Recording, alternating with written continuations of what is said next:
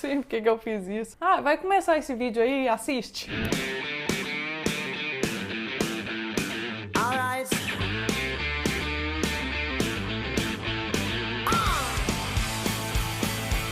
Como eu costumo deixar uma gaveta muito grande de vídeo, muito provavelmente eu tô fazendo esse vídeo muito depois do que ele deveria ser feito, porque ele é uma ligação com um outro vídeo que eu já fiz, onde eu falo sobre salvar pessoas que estão em relacionamentos abusivos. Se você não assistiu, o link tá aqui embaixo, o cartão aqui também tá aqui, você pode clicar e assistir ele depois. A luz tá batendo no meu olho azul, nossa, tá. E aconteceram duas coisas muito interessantes nesse vídeo que eu postei lá. A primeira é, muito provavelmente eu fui mal interpretada por algumas pessoas, ou talvez, o que é mais provável ainda, eu não consegui me expressar de uma maneira correta, porque prolixa como sou, obviamente que em alguns momentos eu fujo do assunto e não consigo falar os trem que eu preciso falar diretamente. Segunda coisa muito interessante que aconteceu foi que várias pessoas nos comentários disseram que essa coisa de continuar no relacionamento abusivo é coisa de gente que é vagabundo, entre outras palavras muito mais piores. Eita, português, matamos, estamos esfaqueando o português.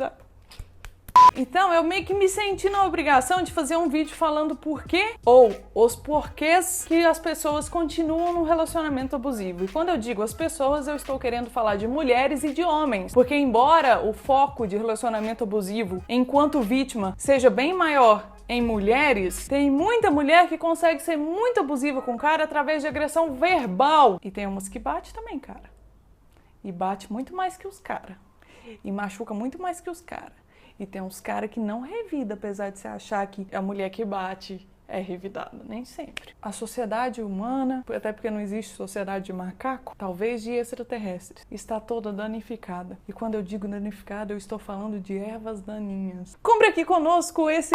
E teve muita gente falando também, eu não entendo por que as mulheres se sujeitam a esse tipo de coisa, só a carência pode explicar. E é aí que você está errado. Existem várias outras explicações. E geralmente, essas explicações estão todas conglomeradas no porquê dessa pessoa estar aceitando esse relacionamento. E é isso que eu vou falar pra você agora. Não se engane, toda relação abusiva é composta por N fatores. Ela chegou nesse nível por N fatores. O que acontece de uma maneira bem generalizada é que aos poucos os dois vão criando uma relação de codependência. A pessoa que abusa acha que está de alguma maneira protegendo o ser amado e a pessoa que é abusada de alguma maneira entende que isso é um tipo de cuidado. E muito dificilmente um relacionamento já começa enquanto um relacionamento abusivo. Esse tipo de relação é um tipo de coisa que vai crescendo aos poucos ao longo do tempo que as pessoas vão ficando juntas. Então, às vezes, começa com algum tipo de proibição, com ciúme, com possessão. Às vezes, vem muito disfarçado como alguma coisa para proteger aquela outra pessoa. Não, mas eu tô te falando isso, eu não confio nas outras pessoas. Eu confio em você, mas eu não confio nas outras pessoas. Eu não sei o que pode acontecer com você enquanto você não tá junto comigo. Pode vir também muito bem disfarçada como eu não gostaria que você fizesse comigo coisas que eu não faço com você. Então, se eu não saio sozinho com os meus amigos, por que você vai sair sozinha com as suas amigas? Você entende que às vezes a pessoa se coloca numa situação de que ela tá se privando das coisas pra agradar a outra pessoa, sendo que aquilo não faz diferença nenhuma na vida da outra pessoa, ou às vezes até deixa ela mais dependente ainda daquela relação, porque quanto menos amigos você tem, mais você está imbuída nesse relacionamento, não é mesmo? E no andamento dessa relação, ao longo de todo o tempo que essas pessoas estão juntas, a vítima desse relacionamento geralmente perde a autoestima, entra num nível de insegurança que às vezes é até patológico, desenvolve depressão, e aí eu vou ter que fazer um adendo aqui sobre depressão, porque eu acho que vocês que assistem Lucidez Feminina são muito inteligentes, muito mais que eu, inclusive,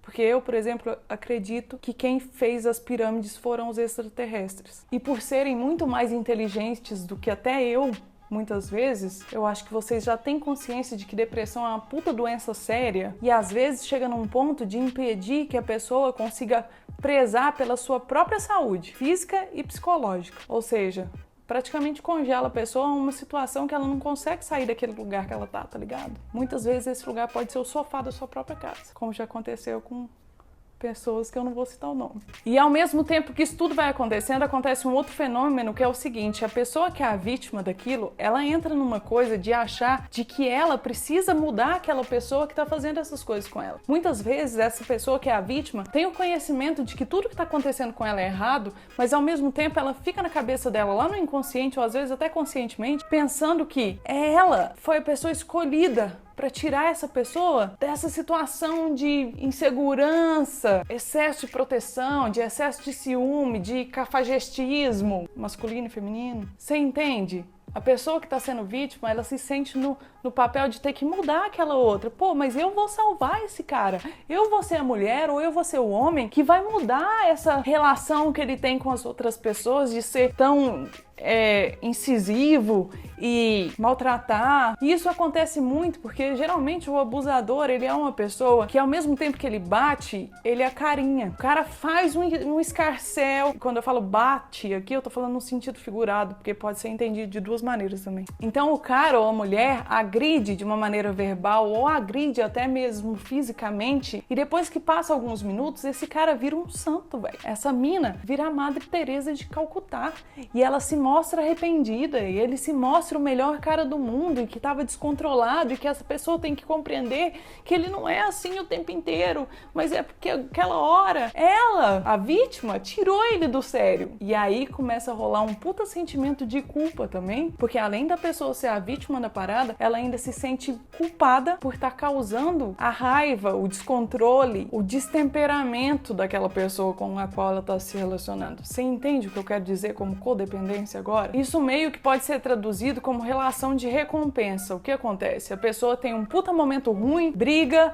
é maltratada, e logo depois ela tem aquele cara ou aquela mulher que ele sempre quis ter na vida, que ele queria ter 24 horas por dia, que é uma pessoa amorosa, uma pessoa que reconhece que errou, uma pessoa que demonstra gostar dela muito ou dele muito, e que se mostra enquanto uma pessoa que tá pronta para mudar suas atitudes. E aí entra no ciclo vicioso de novo, que a pessoa vai achando que ela tem que salvar aquela outra pessoa, porque aquela pessoa tá pedindo ajuda de alguma maneira, mas isso nunca acaba, porque essa pessoa sempre faz isso, cara. E aí entra uma parada de comodismo também, porque além disso tudo, a pessoa que tá sendo vítima também entra numa de achar que nunca vai encontrar nada melhor que aquilo. Muita gente, inclusive, chega a se achar inconscientemente merecedora dessa situação, de tanto que o abusador consegue entrar na mente, velho. E quando eu disse que às vezes eu tenha me colocado de uma maneira dúbia, o que eu quis dizer é que, velho, todo mundo precisa de ajuda nessa situação, mas é foda quando vem um mais, né? Mas nesse caso aqui, infelizmente, vai ter que rolar. A própria pessoa, ela tem que ter consciência de que ela pode sair daquela situação, porque nesse caso é meio que um vício, entendeu? A pessoa só vai ter consciência do quanto aquilo estava fazendo mal pra ela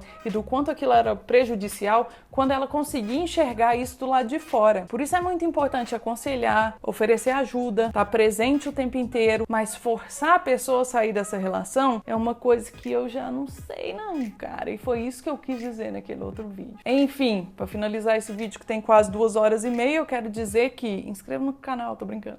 Quero dizer que é muito mais complexo do que parece, cara.